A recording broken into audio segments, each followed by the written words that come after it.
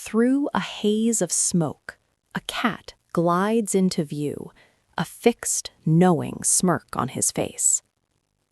The story begins in a cramped Cleveland walk-up, the year 1963. A young cartoonist, Robert Crumb, is hunched over a scarred desk, the air thick with the smell of ink. On the page, a jaunty cat with a lopsided hat begins to talk back, channeling the mischief and anxieties of a generation. This was the birth of Fritz, a beatnik drifter with an easy charm and a colossal ego. Fritz's swagger draws you in, but his charm has a razor's edge, cutting through polite society to expose raw conversations about desire, race, and ambition. In a world of dense black inks and wiry, nervous lines, he moves past the law with a smile, a perfect guide to hypocrisy, who purrs even as he prowls. The jokes were bawdy, but the true target was always pose and pretense. By the late 1960s, Fritz the Cat was more than a comic. It was a confession and a dare. Beyond the artist's desk, the strip spread not through publishers, but by hand. Stapled stacks moved through head shops and across campus tables, an underground currency traded for loose change and a quick laugh. One street corner at a time, a movement was born, and Fritz became its mascot.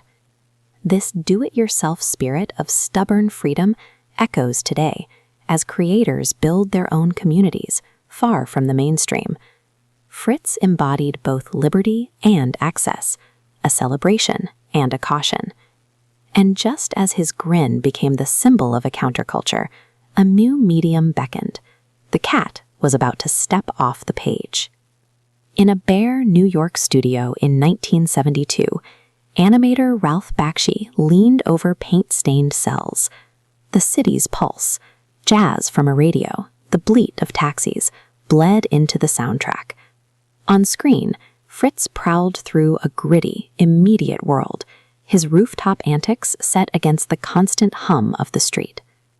The film hit theaters with a lean, defiant energy and the first ever X rating for an animated feature. It was impossible to look away. The debate ignited instantly. Was this satire challenging the establishment, or was it simply provocation hiding behind a veneer of animation? Students lined up for blocks, while censors fumed. The film's impact was cultural, a shockwave that divided audiences. But the most potent backlash came from within. Robert Crumb, seeing his creation twisted into something he no longer recognized, disowned the film and, in an act of creative finality, killed Fritz on the page. Yet the controversy widened the path for others. Midnight movie houses welcomed cartoons for grown-ups, and adult animation found a permanent home. Today, as we scroll through countless animated stories for adults, this scrappy, controversial film still sparks debate. It remains a milestone and a warning, fused into a single, unforgettable grin, forcing us to negotiate the fine line between satire and offense, a conversation that continues to this day.